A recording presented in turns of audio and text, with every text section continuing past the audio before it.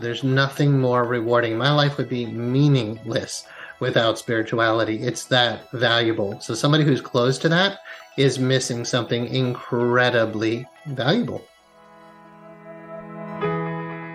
Welcome to the Juggling the Chaos of Recovery podcast, where we focus on health and wellness and overcoming all types of addictions.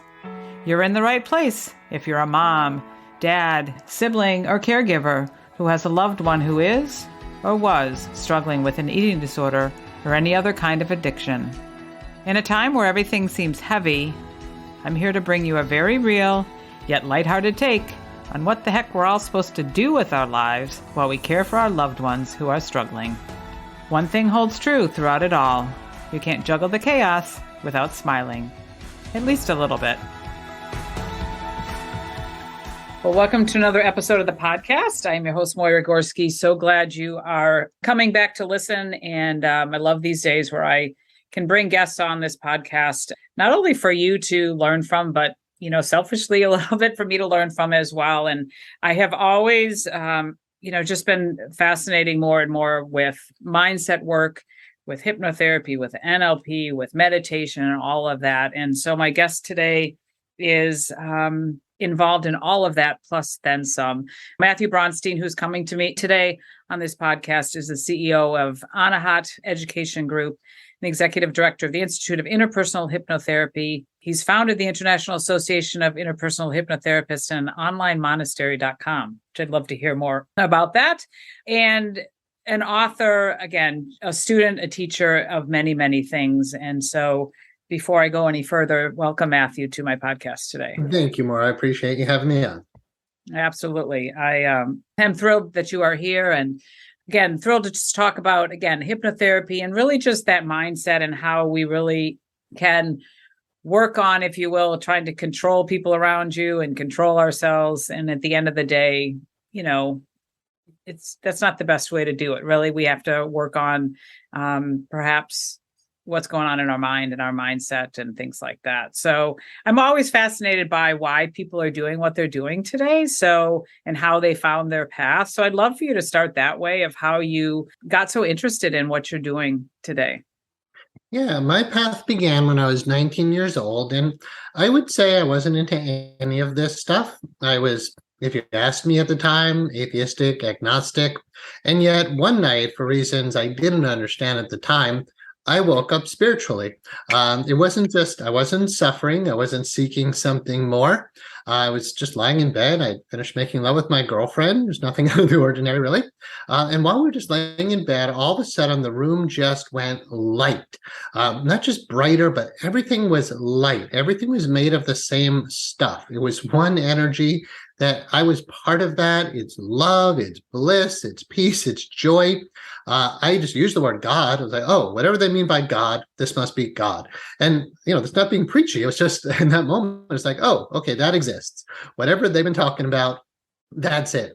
But it went away and I didn't experience it again the next morning. I thought I would wake up and the rest of my life would be filled with divine love and joy. And it was gone. It took 368 days. I know because I was writing in my journal. It took over a year to tap into that again. But at the time, at 19, I was in college. So I switched my major to philosophy, thinking the philosophers knew. They really didn't know. It was a lot of intellect. It's like, that's not giving me that experience. I changed to religion as a major, and they talked about God, but they didn't teach you how to actually tap into the experience. It was maybe, in the afterlife. But I wanted that again now. That's when I learned about mysticism, the branches of religion that give you practical techniques like meditation to tap back in. So I started finding Zen teachers, yoga teachers, Tai Chi, Qigong, Reiki. I studied everything in the university I could, and then everything outside of it. And that's all I did. And I was really on the path to monkhood. I said, I want to be a monk. I don't care about anything but my experience of the divine. Yet, what do you do with a degree in religion and philosophy? So I did go to different monasteries, but my parents kept saying, go back to school, go back to school. So eventually I did go back. I went to 2 different Chinese medical colleges because I said, well, If it's all about energy, that's what I tapped into. Maybe I could heal others by clearing energy blocks. So then Chinese medicine made sense. But it didn't go as deep as I wanted it to. The needles, the massage, the herbology, it was all great. But it wasn't what I wanted my life to be about. Eventually, I found hypnotherapy, and then I saw the power of the mind. And I realized, my God, anything that we can do in acupuncture, we can pretty much do with hypnotherapy, because all these energy blocks are largely emotional anyway. It's really clear in the field of Chinese medicine that emotions affect our bodily organs. But how do you really heal the mind and the emotions? You need techniques that go directly to the mental level. I wasn't really impressed with Western psychology, not to put it down, just like Western medicine or Eastern medicine. It wasn't quite my thing. Once I found hypnotherapy, it was so obvious that was my path. I dropped 2 years of Chinese medical studies and really never looked back. Yeah, it's fascinating. Thanks for sharing all of that. I was out to breakfast with a friend yesterday, and we were talking about, surrender and giving up expectations and relationships and things like that. And she said, look at the monks. They have nothing, and they are the happiest, that they can be, when they can choose that type of life. So just as you were talking, I've had so many people. I love the power of meditation, and I've recently been introduced to hypno breath work as a form of meditation too. So I'd love to talk about that too. But I know people say to me, I can't meditate. I just can't get my brain to stop and things like that. And so what do you say to those type of people when perhaps they say, at meditation, it's just, I can't do it. I can't slow down enough. I don't really get it. I don't think I can do it. Yeah, having been in the field now for 30 years, I have heard that many times. My grandmother, like, darling Matt, I can't say, old Jewish grandmother, I can't meditate. I can't stop my mind. To me, that's kind of comical, actually. I wouldn't say that directly if somebody's asking, but it's kind of silly to hear somebody say, I'm not flexible. That's why I don't do yoga. I'm overweight. That's why I don't exercise. I can't stop my mind. That's why I don't meditate. It's in the same way of thinking to say, wait, if you're not good at something, that's why you need to practice. So in most meditative disciplines, it's called practice, not really meditation, or we practice meditation. Like in Zen, we practice walking, we practice eating, we practice sleeping. You just want to be present to everything you do. So really, it's all meditation. And the new, more popular word that seems to be more user-friendly is mindfulness, where we're just being asked to be more mindful. But if we sit down and be still, which is really the first step of almost any meditative discipline, we will notice, that mind just doesn't stop. Instead of seeing it as something that needs to stop, like you don't stop your breath, you don't stop your heart beating, it's part of your anatomy. Nobody said you need to make your heart stop beating so you could have inner peace, or an open heart means you have to, like, it's something's going on inside that needs to shift. But imagine you're driving down a road and your car veers left and the steering wheel's just not so good. And then it veers right. It's just your job always to get the car to stay in the lane, right? And okay, it doesn't, but that's your practice. Just get it back to the moment. So it's not about stopping the mind. I encourage people just to watch their mind, right? And to realize you're in there, that you are not your mind, right? If somebody can say, oh my God, my mind never shuts up. One of the most important things we can do in the spiritual path is to say, who are you, right? Who am I? Am I this body? Like, if I remove my hands, am I less of a person? Like, no, I'm still here. I mean, it's a lot harder to live, but the me is still intact. And if I don't have emotions at any given moment, like let's say I'm not angry now, well, I'm still here. So when emotion comes up, I'm not my emotions. And then you could eventually learn to do that to your mind. So you say, I'm not my body, I'm not my emotions, and eventually I'm not my mind. Once you start observing your own mind, it tends to quiet down because it's almost like it knows it's being watched, right? And the more you can just pull back and watch it and just keep coming back. It talks, you come back to your breath. It says something else, you come back to your breath. But more important than trying to stop the mind, inquire as who's the one who's watching your mind. It's a very powerful and kind of fun practice because you sit down and just say, who am I? And just keep asking that. Who am I? Who's watching my thoughts? When your mind does get quiet, who's still there? Meditation is that which we put our attention upon. We could define meditation as putting your attention on something. The deepest meditative teachings I found, which are really very simple, they just require a little bit of explanation, is put your attention on the observer. Be aware that you're aware. Learn to meditate on consciousness itself. And then you are skipping so many stages of meditation because the deepest teachings will tell you just meditate on spirit. And if consciousness and spirit are synonymous terms, just meditate on your own consciousness, and you will go so much deeper than you could if you were just taking linear basic steps. Yeah, it's fascinating. It's very fascinating. You mentioned journaling when you first started, and that's something that's become really important to me. And I find that goes hand in hand with, or needs to, at least with me, when I meditate, because I find that it's that type of thing. Like when I'm practicing meditation and bringing my car back to the straight lane, I love that visual.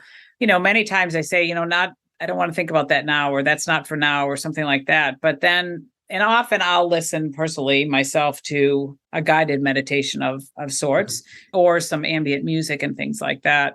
And from there, usually when it's over, I start journaling, and it's like bringing those thoughts out of my head onto that journal. And I love that, again, just to be curious and to ask those questions. Like, it's just the simple, like oftentimes when I meditate, I will start to cry.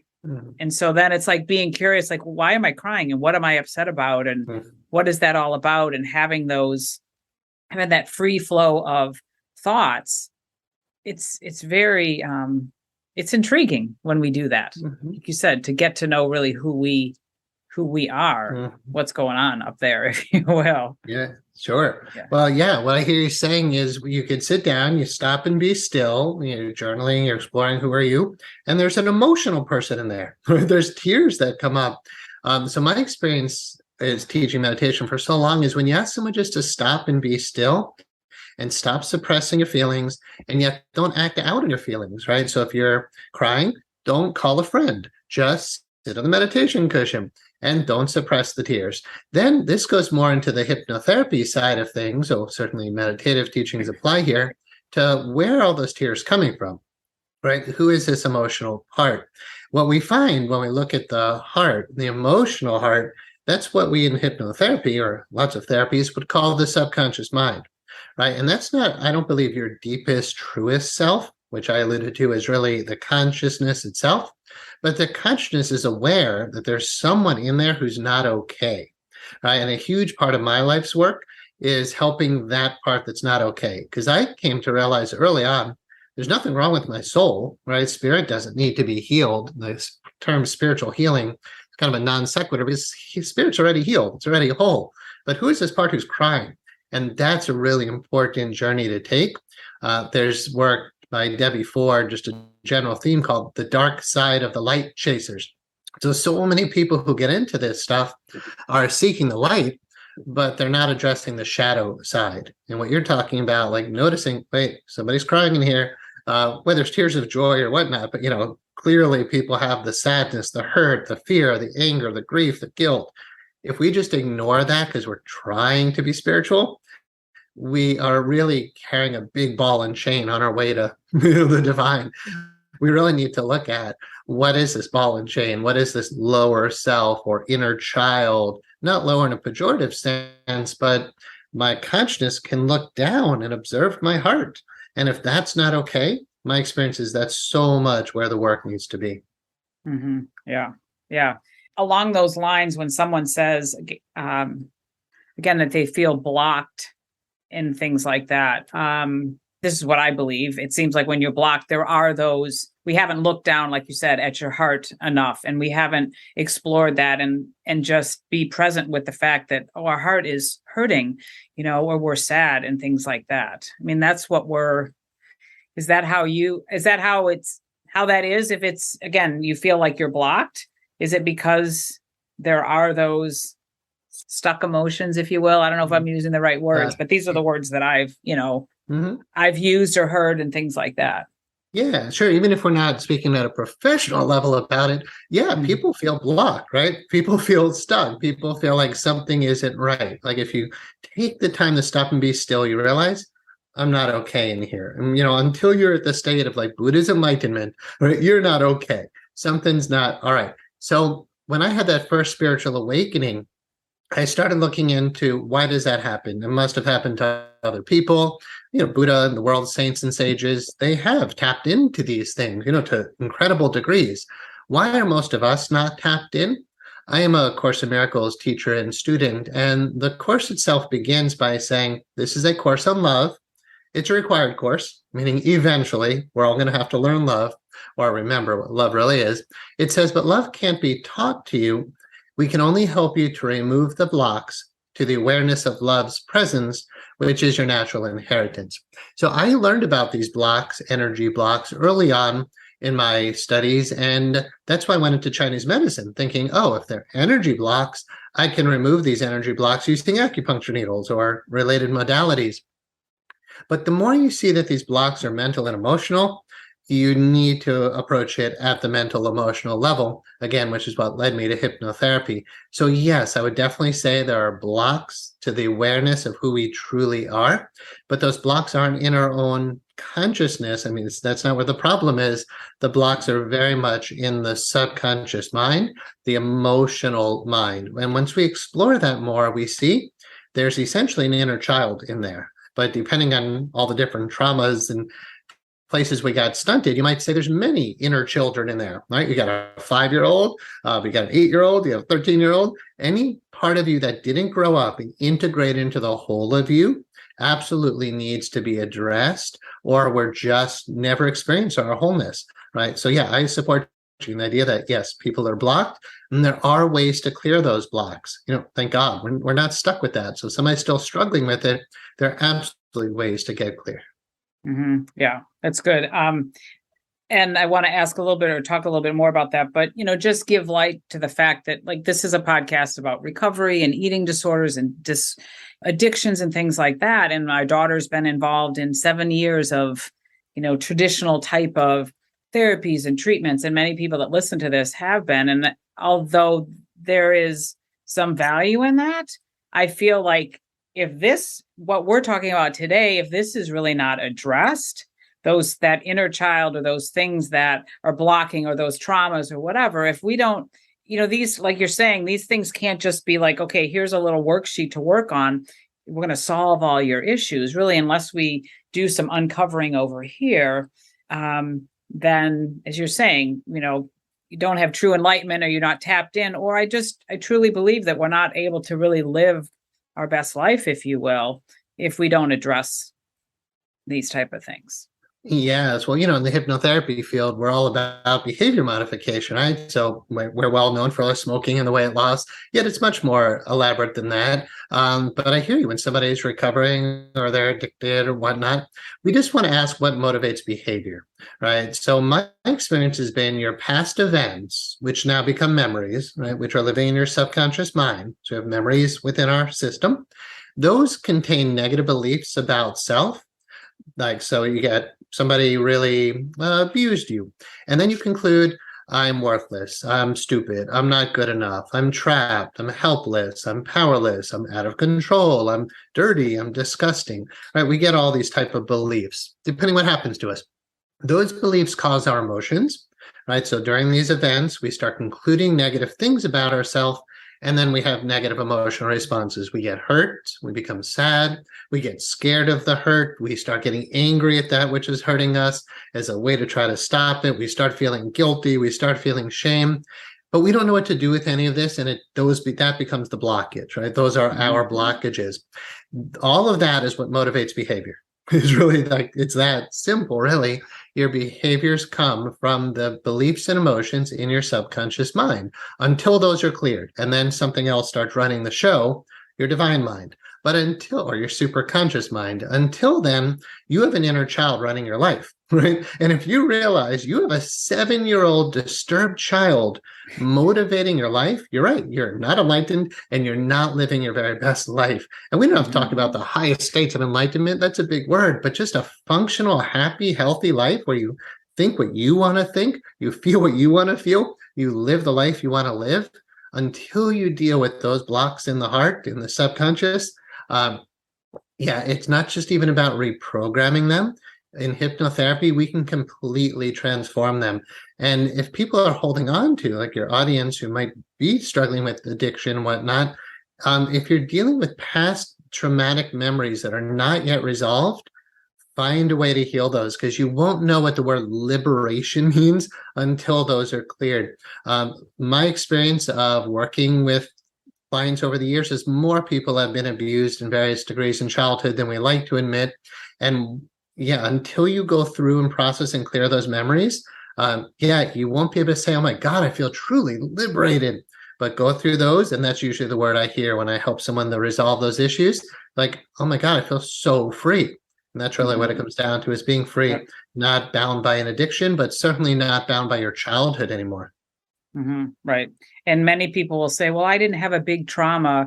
It wasn't, again, abused sexually or physically or things like, but again, like you're saying, things happen. And as I've mentioned on this podcast before, like those lies that we've heard, then they became the law. We take them to be the law with us. Or, our father, I woke up one morning, I heard this in a course that I took, and somebody shared this experience. She woke up in the morning, came downstairs, her father's suitcase was by the front door, and her father left, and her parents divorced, and she took it to believe that men leave. And so we have those experiences. And then again, like you're saying, there's those beliefs that are stored in our subconscious, and then our behaviors that we take, are as a result of that. But sometimes we don't understand that until we do this type of inner work. And again, I think it's fascinating. I've been fascinated and been doing the work for a while, again, to just, and I find it just fascinating. I've been to different therapists, one in particular. I remember she did I don't know what she called it, but she put the headphones on with some music and then did walk me through this. I think she called it an inner child exercise, but took me back to that child of, certain years. And we talked through that and emotions and all that. It's really a really powerful practice to, I remember at least at the end, like putting my arm around that little child and said, you're okay and we're okay and we're making it. And, at that type of, I think it's fascinating. Oh yeah. It's different people are doing that kind of work to different degrees, but the fact that either way, the intention is to go into your heart, go into your subconscious. And like you said, somebody might say, but I wasn't traumatized. I just would go back to the idea of cause and effect there. That if you have an effect, if you are doing something or feeling something that you're not feeling good about, there's a cause to that. And if it's psychosomatic illness or a behavior motivated by emotions, something caused that. Our model of hypnotherapy is interpersonal hypnotherapy. And what we acknowledge is quite often in hypnosis, we will do a regression back to the cause of a problem. And we were often in the classical model looking for what's called the ISE, or initial sensitizing event, right? One big thing must have happened that caused this. That's not actually the case, like you were alluding to. Once we start exploring the subconscious, we realize it's not so much about the events, it's about the relationships. Like the example you gave, well, dad left. Okay, well, therefore, what did you conclude about yourself? I'm not lovable. I'm not good enough. I'm not pretty enough. So all those beliefs created emotions, right? I got sad that he left. I'm scared that nobody's going to love me again. I'm angry because I feel like a victim. Whatever that story is, it doesn't have to be, okay, well, you weren't sexually abused, but you have your story. And if that story is not yet processed and healed, then that cause most certainly has an effect. I like the metaphysical model that all thought will inevitably externalize itself. So if you're holding thoughts like, I'm not good enough, there are no neutral thoughts. You can't have that in your subconscious mind and think it doesn't have an effect. So no neutral thoughts. If you have one negative thought with one negative emotion, that's more than good enough to cause a problem in your life. And it's not hard to heal that stuff. Like you said, you did some form of a regression, some inner child work. You put your arm around the child. People don't always do that, right? How many men are going through their life just completely, and women, how many people are completely shut off from their feelings? and they haven't done the simple exercise of go into an altered state, like put on headphones, get relaxed, bring your inner child in, and just give that little person a big hug. There's much more to hypnotherapy than that, of course, but Right. how many people are doing what we just described? That's a really good starting point, is give your inner child a big hug. Brought to you by Gorski Wellness and the possibility of a better you. Are you feeling sluggish? Ready for a change? Need more energy? Up for a bigger challenge? I'm Moira Gorski, retired nurse and wellness advocate. For over 22 years, I've been helping people live healthier lives while making small changes each and every day. Those small changes lead my clients to living a healthier lifestyle with markedly better health. As a brand ambassador for the Shaklee Corporation, the most clinically proven wellness company in the world, I guide my clients to make healthier choices each day with their food, supplements, skincare, workouts, and mindset. They say getting started is half the battle. Let's make healthy happen together. If you're ready for simple, natural, sustainable solutions to feeling and looking your best, let's connect. You'll find a link in the show notes or reach out to me at moiragorski.com. Here's to a better you. Yeah, it's powerful work. I wonder, a couple of weekends ago, I've done some hypno breath work before. And then a couple of weekends ago, I was at a women's event in North Carolina. And one of the gals that was part of the weekend is, that's her business. That's what she has. It was before, but she did other things. But anyway, that's what she led us through several times during the weekend, this hypno breath work. And I find it very powerful. And again, maybe you can explain it. Perhaps it's what we've been talking about. But,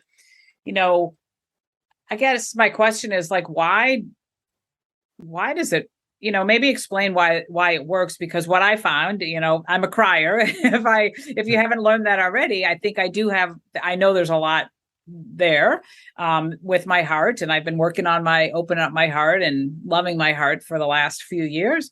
But, this 18 minutes of hypno breath work, 2 breaths to 1 exhale, by about, 13 or 14 minutes, I have a very emotional response to it. Mm-hmm. And I truly believe it's because I have more healing to do and things like that. But I guess besides all that being fascinating, just the idea that like all of a sudden it comes on, like you don't expect it. And I think that's probably the hypnotherapy type of thing, that like you're doing okay and I'm breathing. And then in North Carolina, it was just this,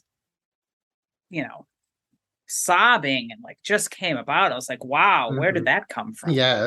So it's cool. I think I love it. And I do believe, I continue to do it because there's more and more to be healed or released or whatever. But wondered if you could talk a little bit to that about what happens there. Yeah, definitely. I don't know if anybody could really explain physiologically why hyperoxygenating your body, it's not really hyperventilating, you're spending an enormous amount of, I'm going to say, life force into your system. Why does that cause your emotions to start to detox and to purify, to purge? It's better to explain it in an energetic model. So if you think about emotion, energy in motion, when an emotion comes up, we literally feel it come up, right? Because you're in there, like you're the consciousness, you're observing, and all of a sudden this feeling comes up, like, oh, I don't like this emotion, right? This is a negative emotion. I don't like the sadness. I don't like to be afraid. I don't like to be angry. I hate that I hate my guilt. So what do we do with that? We suppress it. And what's the best way? Not that it's good to suppress, but what's the most effective way to suppress? Tense your body and stop your breathing, and then dissociate from your feelings to some degree. So that's usually what happens when we close the heart. We tense our bodies. I think about a child like, oh, I'm not going to feel this. If you can make yourself numb by kind of locking your body up, like body armoring.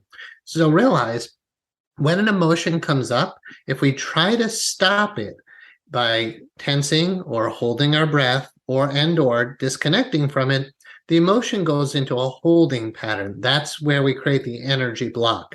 Emotion can move right through us and the system restores itself to balance, but not if we touch it. I mean, like you break it, you buy it kind of thing. You touch it, you own it.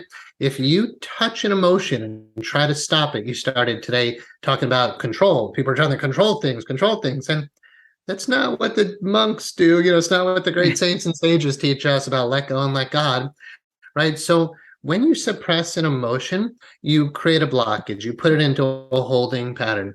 What happens with breath work is it does the opposite of the suppression mechanism, right? We're having and if you call it hypnotic or hypno breath work, then you're implying like maybe some sense of relaxation, like some people might do. You don't need to, but you could do a hypnotic induction first, get the person really relaxed, have them start breathing. And usually within about 10 minutes, people start noticing physical symptoms, something somatic, something visceral. It's like, oh, my heart feels heavy, my belly's locking up, I'm shaking, I'm sweating, I'm starting to notice tears, but I don't even know why. It's so interesting to notice in 10 minutes of breathing, you're really sad, but you don't even know why.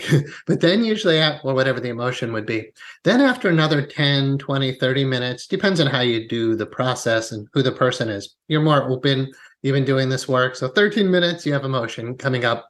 Most people, 20 to 30 minutes, depending on the type of breath work you're doing, emotion starts coming up.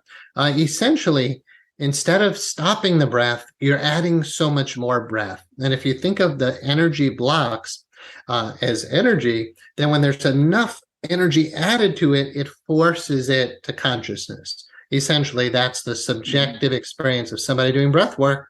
Oh my God, my stuff is coming up. Why?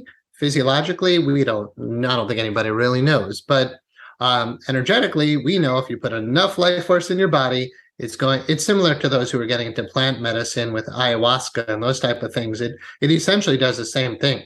Just an enormous amount of energy pushes your stuff to consciousness. A lot of people do that in groups and they don't really get proper facilitation. In a group of 50 people, everybody's crying and screaming and yelling and laughing and you'll get some energy shifts, but you don't have the one-on-one facilitation. So if you work with an individual practitioner who's well trained in these and qualified, to use all these techniques, usually within, I would say, a 2-hour session, whatever is blocking you will not be blocking you at the end. And you're seeing it for yourself. I can't speak highly enough of using a hypnotherapy breathwork approach. People are just catching on. This is much more effective than psychoanalysis. We can seriously clear the blocks in the subconscious. And I like the model that we help the able to be more able. My dear mentor, Mr. Gilboyne, he called hypnotherapy a therapy for the people. And the idea is we're not necessarily dealing with diagnosed mental health conditions. We're just average, healthy, functional people who would like to be more functional, who would like to be more free. And breathwork is an amazing way to do that. You might not want to do that with somebody with dissociative identity disorder, but for the average, pretty well functional person, get a few breathwork sessions. I'm trained in rebirthing primarily. So we recommend 10 rebirthing sessions. You can clean house. You won't be able to find any more blocks. The blocks are limited. The divine light and love inside of us is unlimited, right? So that the true us is eternal. It's not going away. The blockages can go away. And once they're gone for good. You won't get them back. So when you get free, you're truly free. But yeah, you have to be brave like you are to do the work. To do the work, right. Yeah. And thanks for the just a reminder to keep doing that, because I experienced it sometime within this 2 year of the time that we lost with the pandemic. Sometime within that, I was at a gal's house in her backyard and somebody came to facilitate an hour of breath work. And that was my first introduction to it. And again, a wonderful facilitator. And again, at the end, just with different things that, again, she spoke to us, music playing and things like that, and things for us to think about and all that. And fascinating what I thought about and saw and heard and all that. But at the end, of course, as it would be, I sat up and she said, let's go in the porch and we'll all talk about this. I sat up and just all the emotions came out. I'm like, I'm not going anyplace. And so I really want people to hear that too. I think that was a great introduction, but I felt like I was so vulnerable and raw at that point. And she did spend time with me and all that, but I felt like I couldn't even like be around other people. Like it would have been really wonderful as that one-on-one kind of facilitating to really for me to process what was happening and what I was going through and things like that. And so I think that there's a lot of value in that being in a small group or that individual practitioner, if you will, that can really help you guide, because there is, like you said, we have been America, people suppress these emotions, and we don't know that until we start to do this brave work to bring that out. Yeah, for sure. So if you think about the breath work process, it's actually remarkably simple, right? Now that you know how to tell someone how to do that kind of breathing, you could go do a workshop with 50 people, right? And put yourself out there as a breathwork specialist. And really, what do you know how to do? You know how to tell someone how to do a certain type of circular breathing. Are you trained? I'm not saying you specifically, but all these people out there doing this, are they trained in the one-on-one facilitation? And honestly, I think a lot of people are not, because it's just such an easy and relatively safe technique. I mean, I don't know of any documented harm that's come from circular breathing.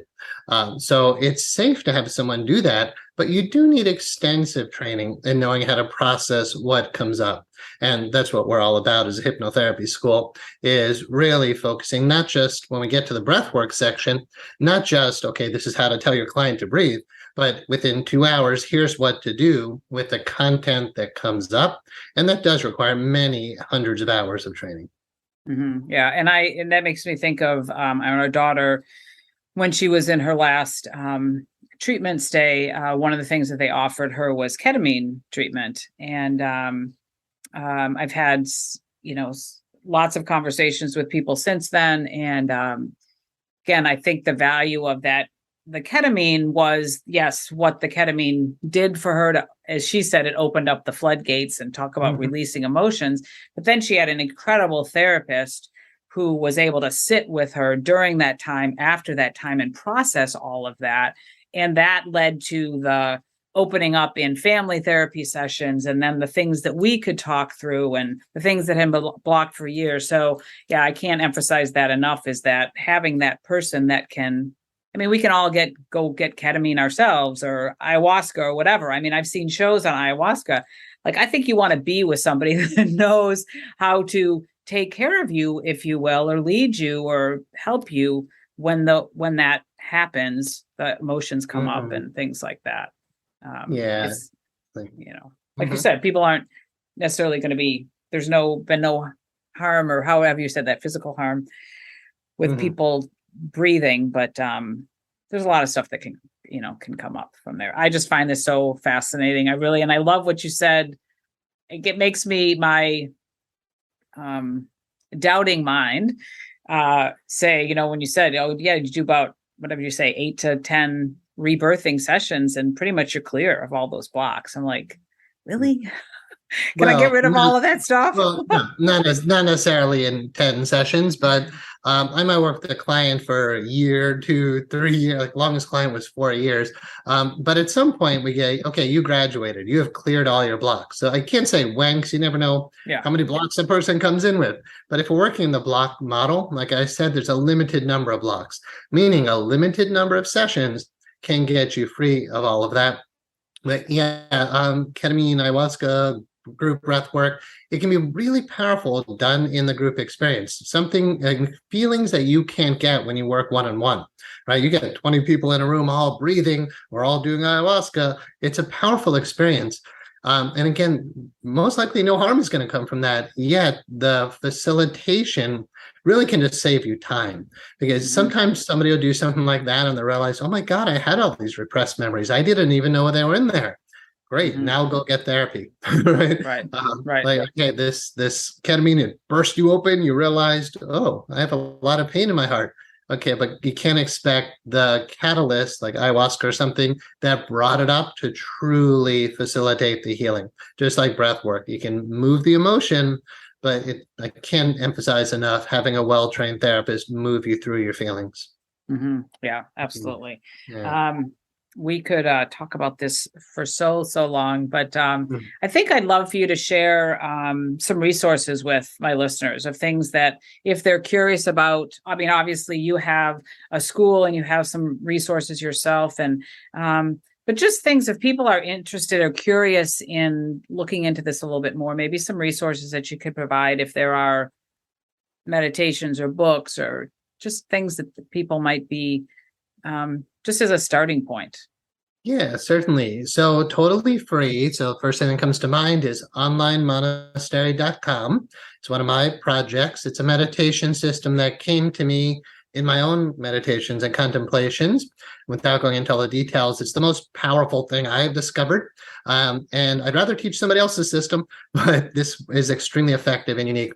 So it's onlinemonastery.com. It's over 100 hours of free meditation training that leads to a certification if people are interested in actually teaching it.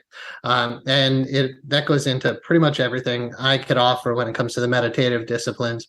When it comes to the opening the heart teachings, knowing what to do with emotions, if you just go into YouTube and type in my name, Matthew Brownstein, opening the heart, you're going to hear some lectures about what to do with emotions. Don't push them down, but don't act out on them. And if you're not going to suppress your emotions, you're not going to act out on them, what do you do with them? And honestly, they don't train us in that in high school and college. And, when do you learn actually how to clear your emotional blocks? So my opening the heart teachings are catered very much to that. And then if I could plug one of my books, the Sutras on Healing and Enlightenment, has a whole chapter on the breath. Chapter 9 is called The Breath. And it explains very much what you were asking me to explain, but in a whole chapter about why breath work works. Yet the whole book is about the healing process of transforming the psyche back into wholeness, but how that's synonymous with the enlightenment process. So it starts by saying healing and enlightenment are synonymous terms with which both arise with the knowledge and awareness of truth. So it really is a return to who we truly are, the truth of who we are in the healing and enlightenment process. So certainly recommend that. And then, somebody else besides me, I did recommend Debbie Ford's book, The Dark Side of the Light Chasers. That's a super valuable teaching for people who are trying to move towards the light, hence the word trying, because they're not actually dealing with the shadow side. And we can spend so many years. I mean, I lived in India, in the Himalayas, and in the afternoons, I spent healing people because even though these people had lived at an ashram for 30 years and meditated, they kept trying to go to the light, but they had the same subconscious content as virtually anyone else. These are very advanced meditators, but nobody actually taught them you have to address your subconscious mind. You have to deal with your actual human emotions as well. So the dark side of the light chasers, that type of philosophy. And if anybody has not found A Course in Miracles yet, I cannot recommend that enough. Getting into it, it's not always good to just start reading it from page 1. So Marianne Williamson's book, A Return to Love, is a wonderful primer for A Course in Miracles. So Marianne Williamson, A Return to Love. And then if you get into the Course in Miracles, the workbook is the part of it that allows for the major transformations. If you just study the text, you get an intellectual understanding, which can be hard to grasp. It's a super deep text. But if you jump ahead to the workbook and do one lesson a day, 365 lessons, after 1 year, your life will not be the same. It dismantles your ego and then transforms you back into who you really are as spirit, the return to love. And it's simple, it's gentle, it's easy. So anybody who hasn't found that yet, who's on the spiritual path, A Course in Miracles. Those are great. That was awesome. I took those notes. I'll put them in the show notes as well. Really fascinating. I'm excited to look into some of those resources as well. This just came up when I was hearing you speak, like in all of your travels, because you've shared some travels. In all of your travels, what was your favorite place to be at? Oh man, I've moved 37 times. So the ones that come to mind, upstate Washington State, the San Juan Islands are gorgeous. I live in the Adirondacks now. That's by far my favorite place, upstate New York. I lived in Colorado. That's the Estes Park, Rocky Mountain National Park area is amazing. Utah. I lived there. Zion National Park, incredible. I lived in Santa Fe. That's phenomenal. I could go on and on. The other place I really don't like is Florida. I have my corporation and family there. I try to stay away from there as much as possible. I love Washington, D.C. and the Virginia Shenandoah Mountains. So that's a handful. But yeah, I've been around the block. And but my favorite by far now is the Adirondacks of upstate New York. Mm-hmm. Yeah. I was introduced to Montana this summer, and I've traveled around. I was born in Michigan, grew up out east.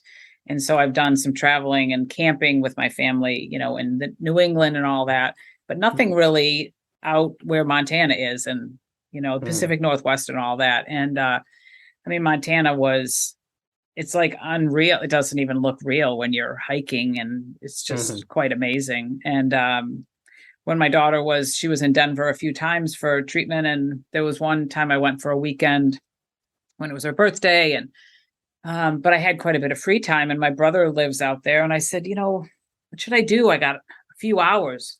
He goes, go to Red Rocks. I'm like, okay. So I headed there, and again, I'm a crier, but I started to have this emotional experience. I was just walking through Red Rocks, and I just started to weep. It was such beauty, and really what I shared afterwards is what I was really feeling was that there was so much beauty around me.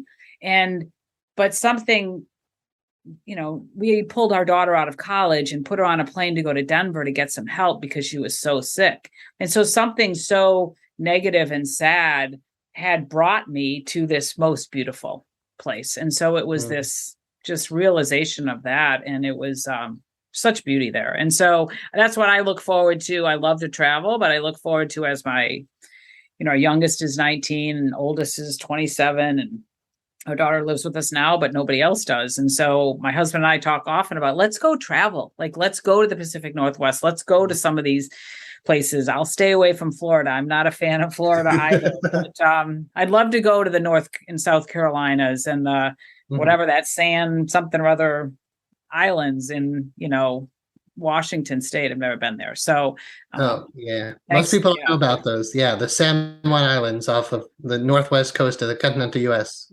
So special. Yeah, for sure. Yeah. So I appreciate you sharing that.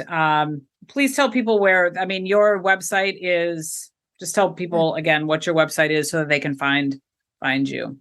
Yeah, our main website is instituteofhypnotherapy.com. That's where we offer state licensed training in hypnotherapy. So instituteofhypnotherapy.com.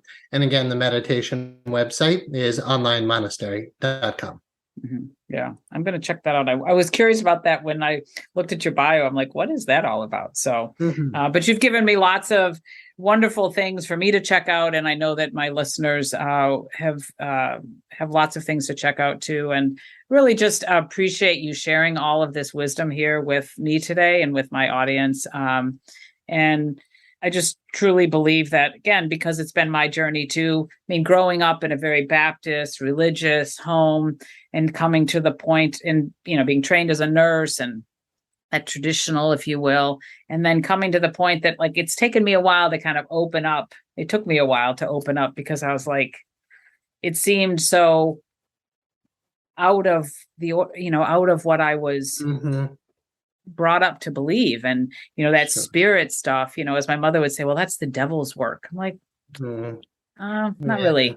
And, again, I've told people this story so many times, and I'll just make it brief. There was a couple of people, one in Denver that we went to, this little Indian lady at this little spiritual shop who, as I know now, did she read my chart, my astrological chart, as well as my daughter's. And then another intuitive, here back in Illinois, both told me that a female figure was coming up and that I ought to spend some more time with my mother.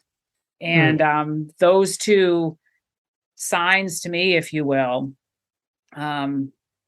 was my indication to go spend time with my mother, who pretty much from that moment on, if you will, I'm doing quotes, but, her health started to decline. And I was like, what are you telling me? I need to spend and be of service to my mom. But, as the intuitive said, she said, no, I just don't think that she's going to be with you in the same realm. and that's what happened. She got, she struggled with her health. She was finally diagnosed with Parkinson's, and then she passed a year and a half, a year ago, April. But those indications from spirit, which I never told her that because I was like, oh, she's going to think but those two beautiful messages to me gave me a chance to heal some things with my mother, and to let things end well and to forgive the past and all of that stuff. And that was my first real sign, there is something to this. There is something to this spirit world and this meditation and this consciousness and subconsciousness. And so I just say that because I encourage people to just be open. Just be open to what comes your way and the possibility that, there's something here in this world, if you will. Yeah. So those are my last words. Any last words from you, Matthew? I'll just build upon what you said there. Yes, people who aren't open-minded because they're, it's the devil or whatnot. That's just fear. It's just all fear-based thinking. And in A Course in Miracles, there's only two emotions, fear or love. And if you want to say love and spirit are the same thing, then my experience has been that's always the way to go. Not towards spirit. Not towards ego and fear, but towards spirit and love. And when you open your mind to that, you open up to this infinite world of possibilities instead of this very limited fear-based one. So now you're like, wow, there's psychics, there's intuitives, there's divine guidance, there's healed relationships. I mean, that's the path of love. It doesn't mean you have to believe in psychics, but the truth is, the more you open up, the more intuitive you become. And then you realize, I can tap into that same source that these, quote, psychics are tapping into. So yeah, my closing words when I'm on a podcast is just stay on the path. And what is the path? Spirituality, really, whatever we call that, whatever religion you're in or whatnot, but find the path, because there's nothing more rewarding. My life would be meaningless without spirituality. It's that valuable. So somebody who's close to that is missing something incredibly valuable. Yeah. Thank you. Thank you. I really appreciate you being here, and so wonderful to have found you, or you found me, and so that we could share this great message today. So thank you again, Matthew. Thank you, listeners, and we'll talk to you next time. Thanks for listening. If you like this podcast, head over to iTunes and leave me a 5-star review. Share it with others, and make sure you hit the subscribe button so you don't miss a thing. I've got a tribe over on Facebook, so head over there and search for Juggling the Chaos of Recovery Podcast Tribe. And do you know somebody who has a story to share, a story of recovery and hope? Please let me know, as I'd love to feature them as a guest on one of these next upcoming podcasts. And perhaps you're looking for a community of like-minded, collaborative, and supportive people who cheer each other on as we strive to improve our lives. If that sounds like something you've been looking for, schedule some time with me. You'll find the links in the show notes. Let's talk, and let me help you find your way. And I'm here to tell you that you're worth it.